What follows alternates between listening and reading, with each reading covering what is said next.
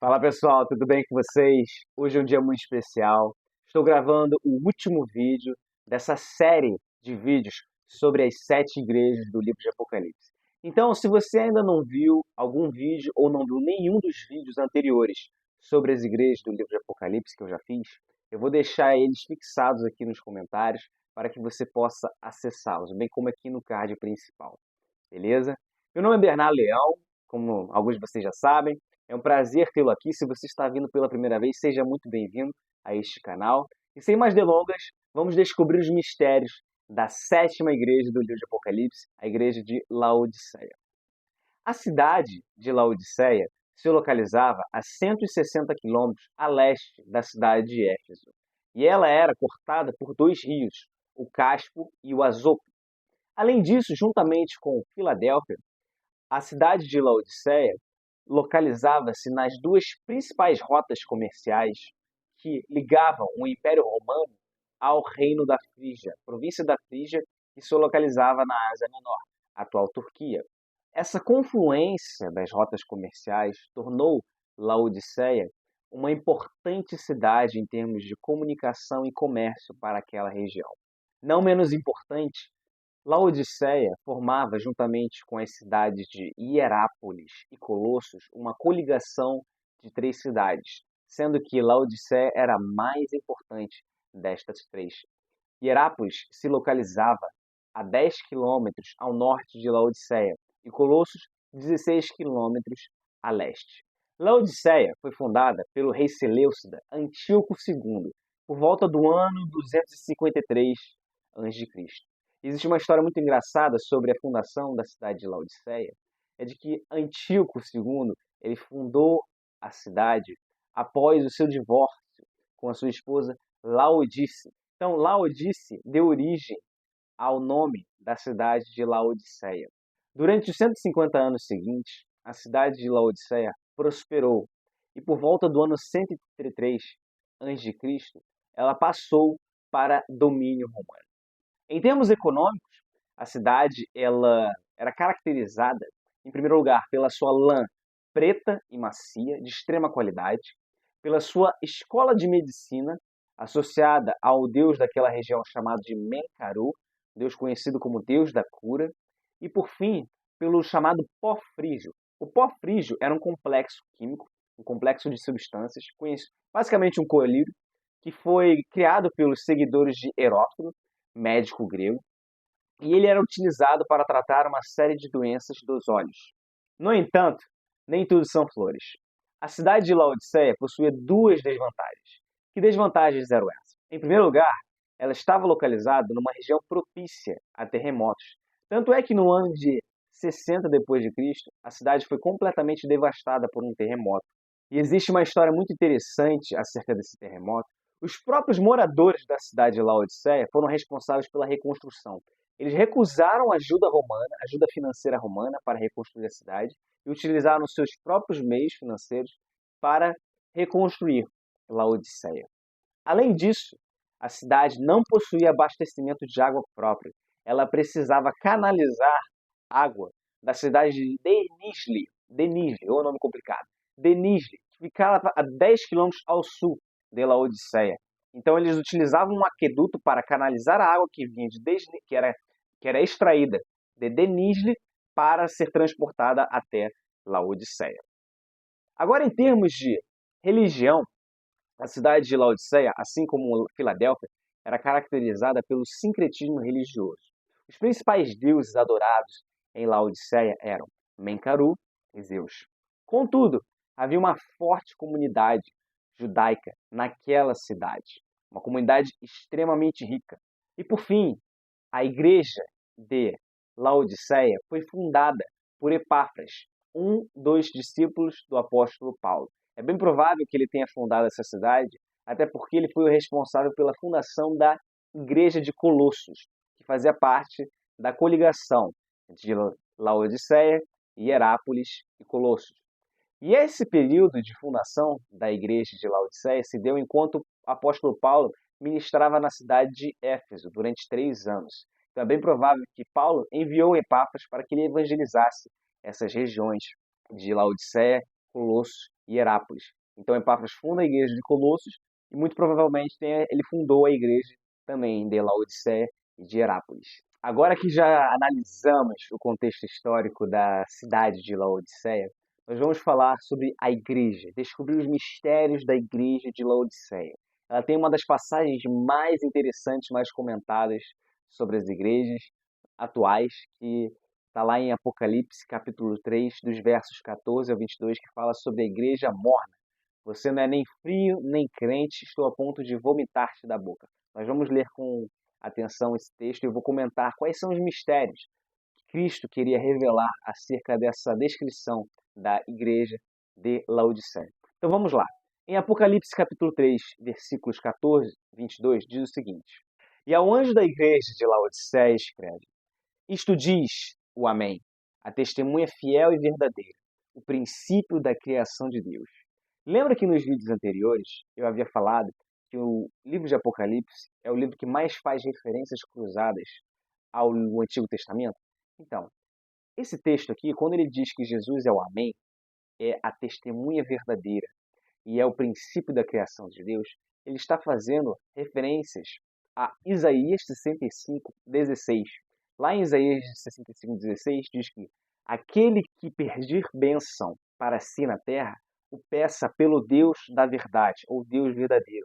A tradução no original em hebraico a gente pode traduzir como o Deus do Amém, certo? O Deus do Amém, ou o Deus verdadeiro.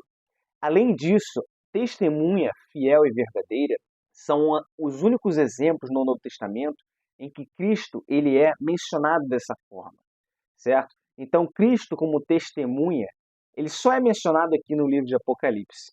Então, nós temos, por um lado, uma referência ao Antigo Testamento, por outro lado, uma referência única no próprio livro de Apocalipse, e em terceiro lugar, quando ele fala, ele é o princípio da criação de Deus, ele faz menção ao Evangelho de João. Lembra que João falou, no princípio era o Verbo e o Verbo estava com Deus, e o Verbo era Deus. Aqui ele faz uma menção, o próprio João refaz, na verdade, certo? Muitos dizem que foi o apóstolo João que escreveu o livro de Apocalipse, essa é a principal teoria, as principais fontes reforçam essa ideia. Ele escreveu, o próprio João faz uma referência àquilo que ele escreveu no seu evangelho, quando ele diz que ele é o princípio da criação de Deus, ou seja, aqui Cristo está reforçando a sua autoridade, a sua identidade como criador dos céus e da terra, como aquele responsável pela criação de Deus. Até porque havia certas ideias, pensamentos, correntes religiosas judaicas que acreditavam que Cristo não havia criado o globo, não havia criado a terra, diminuindo a sua divindade. E nesse texto, o apóstolo João ele quebra isso, fazendo essa descrição que Cristo revela a ele de quem de fato Cristo é, o princípio da criação de Deus. Continuando no versículo 15, diz o seguinte: Conheço as tuas obras, que nem és frio nem quente. Quem deras foras frio ou quente. Assim porque és morno e não és frio nem quente, vomitar-te-ei da minha boca. Aqui está o maior mistério da igreja de Laodiceia. Cristo, quando ele faz essa menção à igreja de Laodiceia como você não é nem fria e nem quente, você é morna, por isso estou a ponto de vomitar-te da minha boca. O que acontece? Existe um mistério muito interessante por detrás dessa frase, dessa afirmação de Cristo. Lembra que eu falei que a cidade de Laodiceia não possuía abastecimento de água próprio? A cidade de Colossos, que se localizava a 16 quilômetros a leste, ela era caracterizada por suas águas frias, águas puras, águas potáveis, águas frescas. Já a cidade de Herápolis, que localizava-se a 10 quilômetros ao norte, era caracterizada pelas suas águas o quê? Águas quentes, pelas suas fontes termais que tinham propriedades até medicinais. Só que Laodiceia, como ela não possuía abastecimento de água própria, ela precisava canalizar essa água da cidade de Denizli, que ficava a 10 quilômetros ao sul. E quando ela canalizava essa água, a água que chegava à cidade de Laodiceia era uma água morna, pois não havia tempo suficiente para que as águas que eram extraídas de Denizli fossem resfriadas ao passarem pelo aqueduto que ligava a cidade de Denizli à cidade de Laodiceia. Então, a água que chegava em Laodiceia era uma água morna, era uma água, em outras palavras, imprópria para o consumo muitas vezes, por quê? porque ela carregava uma série de minerais como carbonato de sódio. E o carbonato de sódio, aqui está outro mistério maravilhoso desse texto, ele é uma substância que fazia a pessoa vomitar. Então Cristo ele está fazendo uma alegoria, né? Ele está utilizando uma metáfora interessantíssima, maravilhosa, sobre como o abastecimento de água da cidade de Laodiceia refletia a situação espiritual da igreja de Laodiceia. Por um lado, ela não possuía o poder de cura da cidade de Herápolis, as águas termais, aquelas águas que curavam, tinham propriedades medicinais, nem ela possuía o ministério revigorante da igreja de Colossos, cujas águas eram águas puras, purificadoras, que serviam para próprio consumo, para o próprio consumo. Eram águas potáveis. Então, olha que interessante. A igreja de Laodiceia, essa metáfora que Cristo faz sobre ela, era uma igreja que não era uma igreja, não possuía obras que refletissem a glória, a grandeza de Cristo. Não eram obras que refrigeravam, que traziam alívio, que traziam alimento às pessoas, como também não eram obras que traziam cura do outro lado. Então a igreja de Laodiceia era uma igreja, nas palavras, né, do próprio Cristo, uma igreja morna, ou seja, uma igreja imprópria para consumo daqueles que estavam ali presentes, que vinham até a igreja. Por ser uma cidade extremamente rica, a igreja de Laodiceia também era uma igreja rica. Só que os membros da igreja de Laodiceia eram membros acomodados, acostumados, confortáveis, que estavam confiantes na riqueza material que eles tinham e não na riqueza espiritual que Cristo poderia dar a eles. Por isso, Cristo faz essa metáfora muito interessante sobre o estado de Laodiceia. Resumindo, os crentes em Laodiceia estavam mortos. Eles não possuíam nem obras, nem eram fiéis, nem eram verdadeiros. Eles eram completamente inúteis para a obra do Senhor. A água que chegava em Laodiceia era uma água completamente inútil, em sua grande parte. Como dizes, rico sou e estou enriquecido, e de nada tenho falta, e não sabes que és um desgraçado e miserável, e pobre, e cego, e nu, aconselho-te que de mim compres ouro provado no fogo, para que te enriqueças, e roupas brancas, para que te vistas, e não apareça a vergonha da tua nudez, e que unges os teus olhos com colírio, para que vejas. Aqui Cristo revela a real situação, ou melhor, os pensamentos da igreja de Laodiceia. Os crentes em Laodiceia, como eu havia falado anteriormente, se consideravam extremamente ricos. Eram crentes abastados.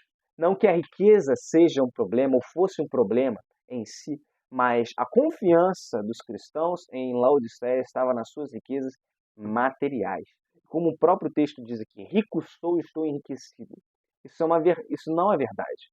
Eles achavam que estavam ricos, financeiramente falando, mas espiritualmente eles estavam pobres, eles eram miseráveis, infelizes, pobres, cegos e nus.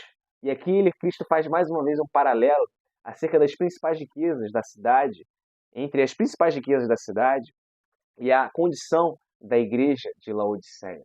Lembra que eu falei da lã, que era preta e macia, que era extremamente confortável? Os crentes de Laodiceia, em contrapartida, eles estavam nus. Não era uma lã preta que estava cobrindo eles, que cobriria eles. Não somente eles estavam nus, espiritualmente falando, mas eles também estavam cegos espiritualmente. Eles não conseguiam enxergar a ausência de Deus na vida deles, a ausência de Cristo. Não somente eles estavam nus espiritualmente falando, como também eles eram cegos espirituais. Eles não conseguiam enxergar a completa cegueira, a ausência de Cristo na vida deles. Então, eles estavam nus, estavam cegos e estavam pobres, miseráveis e infelizes, porque, embora fossem ricos financeiramente falando, eles estavam destituídos da riqueza maior que era Cristo Jesus na vida daquela igreja. E Jesus ele é tão maravilhoso que ele dá a chave para o processo de restauração da igreja de Laodiceia. O que Cristo diz? Em primeiro lugar, você deve comprar ouro refinado de mim.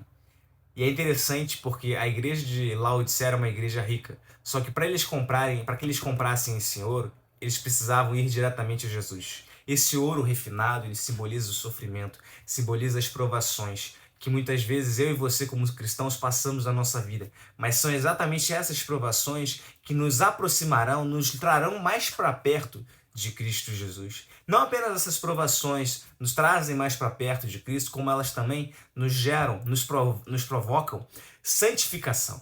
E aqui entra o segundo ponto.